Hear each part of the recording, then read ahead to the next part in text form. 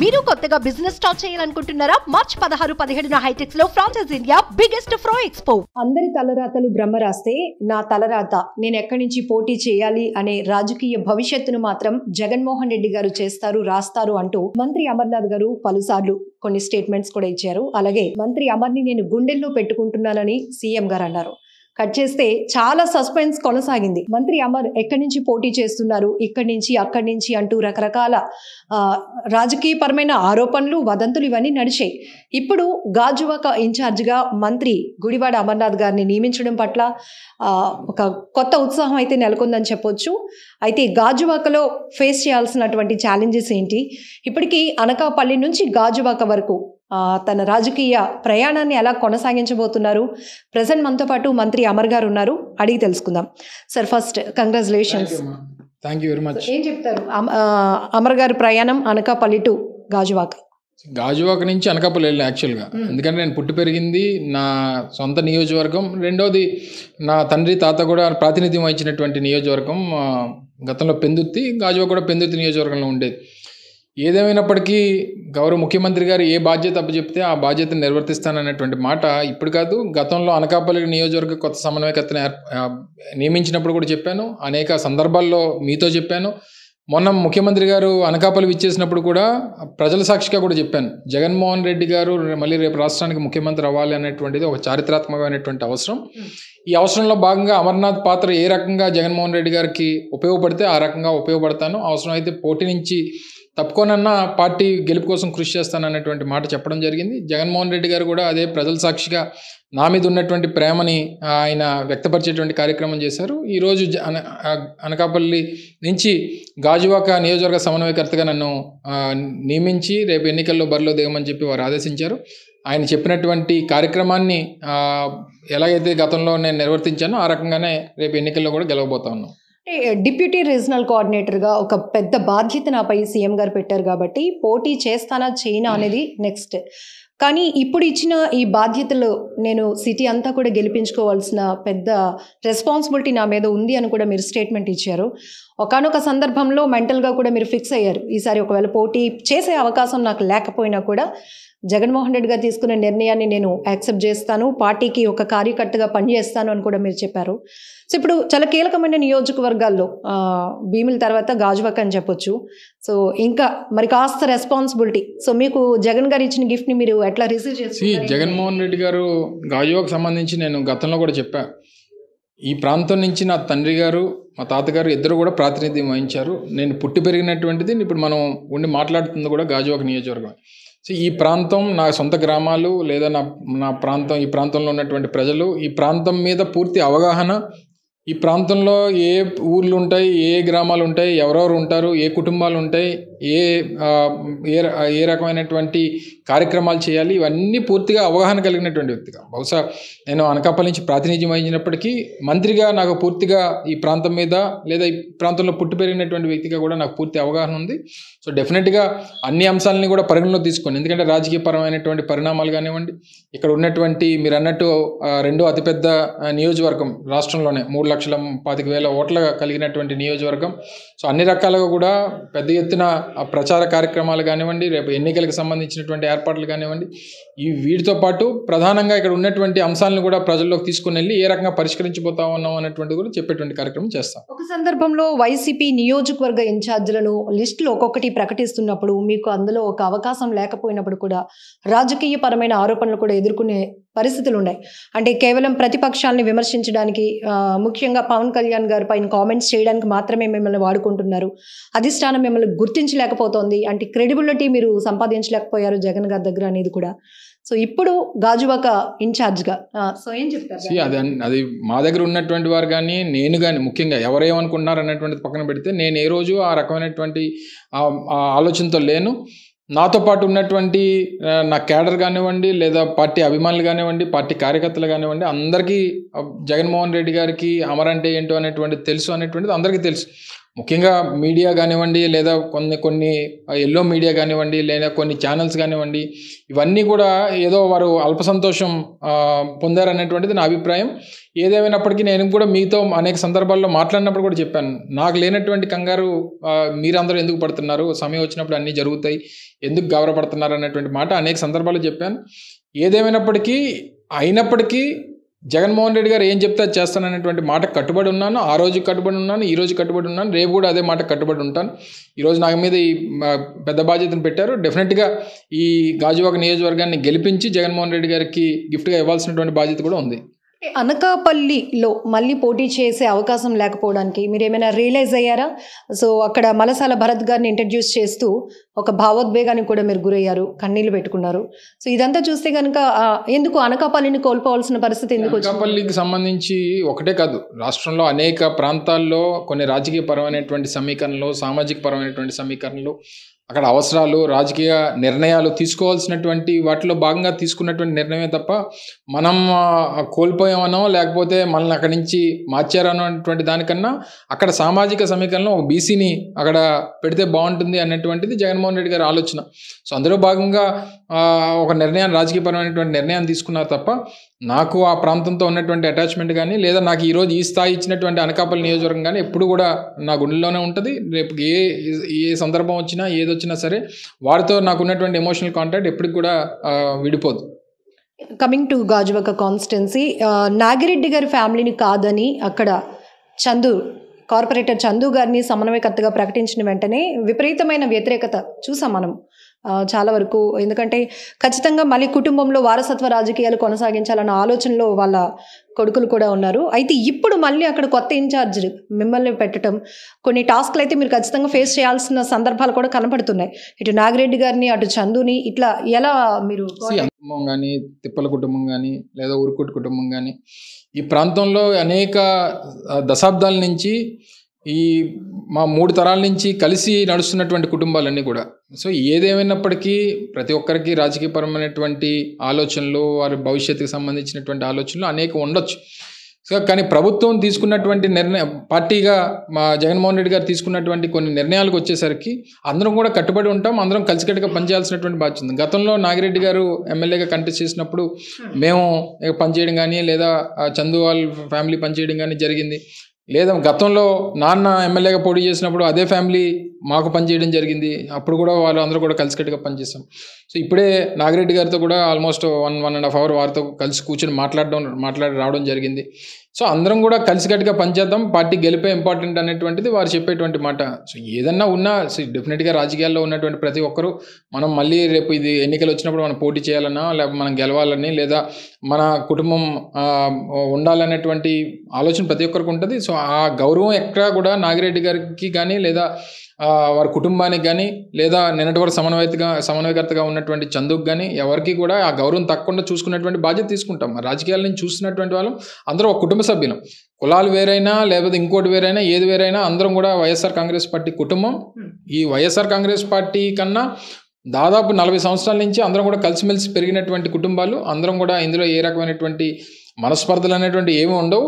చిన్న వాళ్ళకు ఉన్నటువంటి బాధ ఉండొచ్చు, లేకపోతే ఇంకోటి ఉండొచ్చు, వాటన్నిటిని కూడా అధిగమించేటువంటి కార్యక్రమం చేస్తాం. పొత్తుల పోటీని ఎలా చూస్తున్నారు? గాజువాకలో ఇప్పుడు బీజేపీ, జనసేన, టీడీపీ ఉమ్మడి అభ్యర్థిగా వచ్చే క్యాండిడేట్ని మీరు ఎట్లా బీట్అవుట్ చేయగలను అని అనుకుంటున్నారు?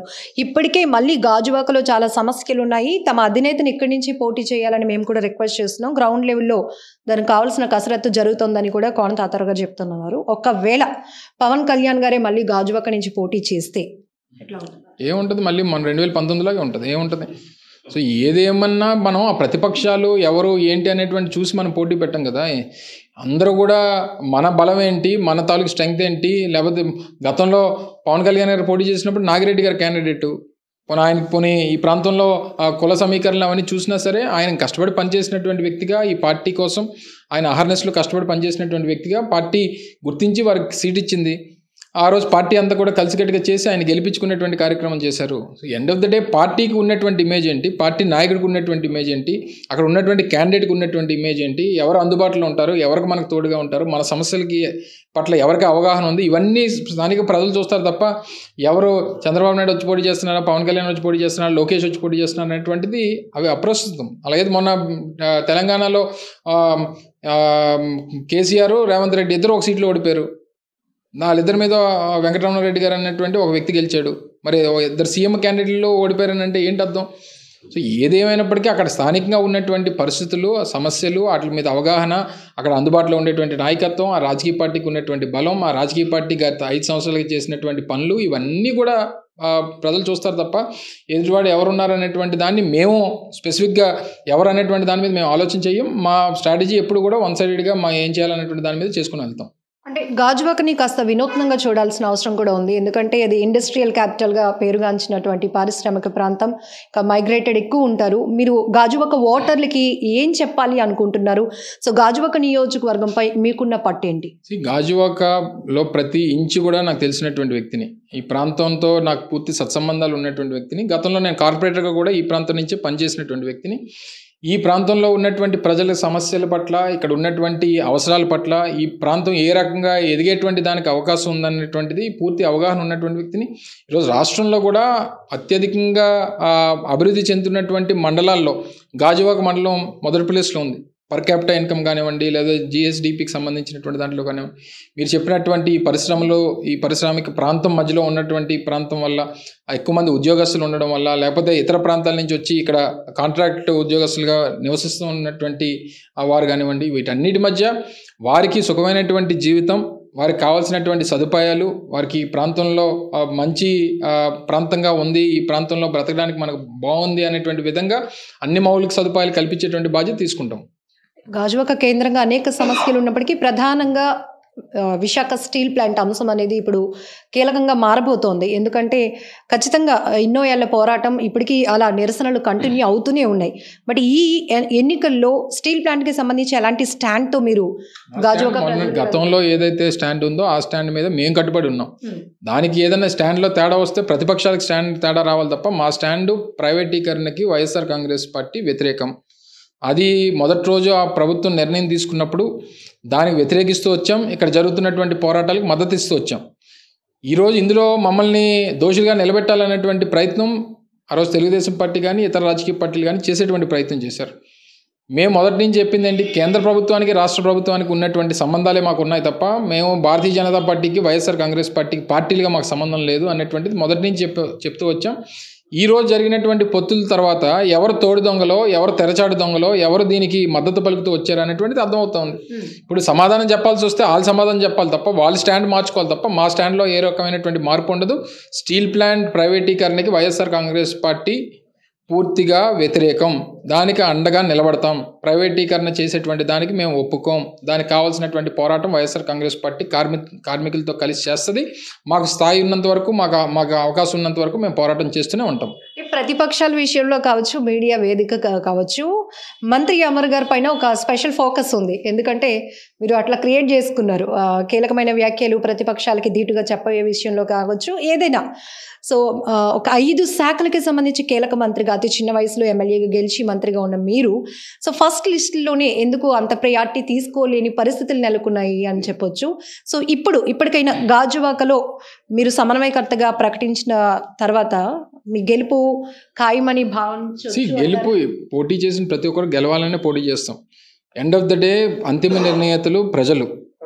సో డెఫినెట్గా ప్రజలు తాలూకా మద్దతు పార్టీకి, జగన్మోహన్ రెడ్డి గారికి ఉంది. స్థానబలం కానివ్వండి, లేదా స్థానికంగా ఉండేటువంటి నేను, నా కుటుంబం గత 40-50 సంవత్సరాలుగా ఈ ప్రాంతంలో సేవలు అందించినటువంటి కుటుంబంగా డెఫినెట్గా ప్రజలు మనకి అవకాశం ఇస్తారు, ఈ ప్రాంతాన్ని కూడా సేవ చేసుకునేటువంటి అవకాశం ఇస్తారని చెప్పి బలంగా నమ్మి ప్రజల్లోకి వెళ్తాం. డెఫినెట్గా విజయం సాధిస్తాననేటువంటి ఆ ధీమా అయితే నాకైతే పూర్తిగా ఉంది. ఇప్పుడు మీరు ఇన్ఛార్జ్గా ప్రకటించిన తర్వాత నాగిరెడ్డి గారిని కూడా కలిసి వచ్చారు.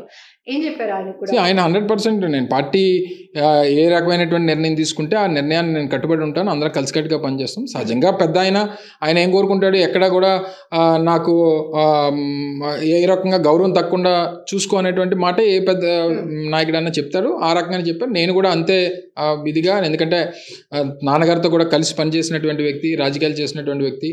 నేను దేవన్ను అంటే ఆయన వాళ్ళ అబ్బాయి ఎంతో నేను అంతే కింద నేను భావించాను, ఆయన ఆ రకంగానే భావించారు. సో డెఫినెట్గా ఆయన కొడుకుగా భావించి పూర్తి స్థాయిలో బాధ్యతలు తీసుకోమని చెప్పి నేను కోరడం జరిగింది. ఆ రకంగానే చేస్తానని చెప్పి ఆయన కూడా మాటిచ్చారు. గాజువాక వరకు వస్తే ప్రత్యేకత, స్థానికత అనేది చాలా బలమైన ప్రభావం చూపించే పరిస్థితి. వాళ్ళకి ఎక్కువ ప్రయారిటీ ఉంటుంది కాబట్టి ఇక్కడ వాళ్ళని గెలిపించుకోవటానికి మ్యూచువల్ అండర్స్టాండ్తో కూడా లాస్ట్ టైం పవన్ కళ్యాణ్ గారు ఓడించడానికి పల్లా అలాగే నాగిరెడ్డి గారు కలిశారు అనేది. సో ఇప్పుడు ఏం చెప్తారు, ఒకవేళ పల్లా గారే త్రిముఖ పోటీలో అంటే పొత్తుల నుంచి పోటీలో ఉంటే గనుక అప్పుడు మీకు ఏదున్నా సరే, ఇప్పుడు గతంలో అలాగైతే పల్లా సింహాచలం గారు నాన్నగారు పోటీ పడ్డారు పెందుర్తి 89లో. సో వాళ్ళిద్దరూ అప్పుడు స్థానికంగానే ఉండేటువంటి వ్యక్తులు. ఆ రోజు 89లో నాన్నగారు పల్లా సింహాచలం అంటే పల్లా శ్రీనివాస్ గారి ఫాదర్ మీద గెలిచినటువంటి పరిస్థితులు ఉన్నాయి. సో గెలుపు ఓటములు అనేటువంటిది ఎవరి చేతిలోనే ఉండవు. ఏదేమైనప్పటికీ మన పార్టీ స్ట్రెంగ్త్, ఎందుకంటే జనరల్ ఎలక్షన్స్ వచ్చినప్పుడు అక్కడ జగన్మోహన్ రెడ్డి గారు వర్సెస్ చంద్రబాబు నాయుడే చూస్తారు తప్ప ఇక్కడ పల్లా శ్రీను అమర్నాథ్ అనేటువంటిది కొంతమేరకు ఇక్కడ ఉన్నటువంటి పరిస్థితులను బట్టి కొంతమేర పనిచేస్తే తప్ప ఓవరాల్గా పార్టీ వేవ్ మీద వెళ్ళిపోతుంది. సో పార్టీ వేవ్ అభ్యర్థుల బలం కొంత పర్సెంటేజ్ ఉంటుంది. నేను ఏమంటానంటే స్థానికంగా కార్పొరేషన్ ఎన్నికలు, కార్పొరేటర్లు, కౌన్సిలర్లు, సర్పంచ్లు అనేసరికి ఏమవుతుందంటే మనుషులు చూస్తారు. జనరల్ ఎలక్షన్స్ ఇప్పుడు 3,25,000 మంది ఓటు హక్కు వినియోగించుకునేటువంటి జనరల్ ఎలక్షన్స్లో ఎవరితో ఉన్నారనేటువంటిది ఎవరు కూడా మనం బేరీ చేసేటువంటి ప్రసక్తి ఉండదు. ఇది ఎలా ఉంటుందంటే జగన్మోహన్ రెడ్డి గారా చంద్రబాబు నాయుడు గారా అనేటువంటి దాని మీద వెళ్తుంది. స్థానికంగా ఉన్నటువంటి అభ్యర్థిత్వాలు అనేటువంటి 10% 15% అనేటువంటి పనిచేస్తాయి. సో ఆ స్ట్రెంగ్త్ అనేటువంటిది ఉంది అనేటువంటిది నేను భావిస్తూ ఉన్నా. సో ఆ స్ట్రెంగ్త్ నాకు కూడా ఉపయోగపడుతుంది అనేటువంటిది పూర్తి భరోసాతో ఉన్నా. దానికి వీటన్నిటికన్నా మించి జగన్మోహన్ రెడ్డి గారి తాలూకా ఇమేజు, ఆయన విధానాలు, ఆయన ఇచ్చినటువంటి సంక్షేమం, ఇవన్నీ కూడా రేపు భవిష్యత్తు వైఎస్ఆర్ కాంగ్రెస్ పార్టీ విజయానికి కారణం అవుతుందని చెప్పి కూడా భావిస్తాను. ఫైనల్గా మీ కాన్ఫిడెన్స్, ఎందుకంటే మానసికంగా కూడా సిద్ధమైపోయారు మీరు. ఈసారి ఒకవేళ పోటీ చేసే అవకాశం లేకపోయినా కూడా దాన్ని రిసీవ్ చేసుకోవడానికి స్ట్రాంగ్గా ఉండాలని. సో మీరే నేను ఇప్పుడు చేయబోయేటువంటి పని కన్నా గతంలో జగన్మోహన్ రెడ్డి గారు నాకు అప్పచెప్పిన పని ఇంకా పెద్దది. ఎందుకంటే ఇప్పుడైతే ఒక నియోజకవర్గం చూసుకోవాలి, అప్పుడైతే 15 నియోజకవర్గాలు చూసుకోవాల్సినటువంటి పరిస్థితి ఉండేది. ఇంకా ఎక్కువ బాధ్యత కూడా ఉండేది. ఏదేమైనప్పటికీ 24 గంటల్లో మనం పార్టీ కోసం పూర్తి స్థాయిలో పనిచేయాలన్నటువంటిది మన తాపత్రయం. జగన్మోహన్ రెడ్డి గారిని ముఖ్యమంత్రిని చేయాలన్నటువంటిది తాపత్రయం. ఆ రకంగానే పూర్తి స్థాయిలో ఎంత సమయం నేను కేటాయించగలిగితే అంత సమయం ఓవరాల్గా జిల్లా వ్యాప్తంగా పార్టీ విజయం కోసం కృషి చేస్తాను. ముఖ్యమంత్రి గారి నిర్ణయానికి ఎప్పుడు నేను కట్టుబడి ఉంటాను. ఈ నేపథ్యంలోనే ఆయన గాజువాక ఇన్ఛార్జిగా తనకు అప్పగించినటువంటి బాధ్యతలు ఖచ్చితంగా గాజువాకలో గెలిచి ముఖ్యమంత్రి గారికి ఒక గిఫ్ట్ ఇవ్వాలని నేను నిర్ణయించుకున్నాను అంటున్నారు. అలాగే విశాఖ జిల్లాకు సంబంధించి కూడా వైసీపీ పోటీ చేసిన స్థానాలన్నీ కూడా గెలిపించే బాధ్యత కూడా నేను తీసుకుంటున్నాను అంటున్నారు మంత్రి అమర్నాథ్. కెమెరా పర్సన్ ఇమ్రాన్ తో లక్ష్మి, సుమన్ టీవీ, వైజాగ్. సుమన్ టీవీలో మీ పర్సనల్ అండ్ బిజినెస్ ప్రమోషన్స్ కోసం కింది నెంబర్కి కాంటాక్ట్ చేయండి.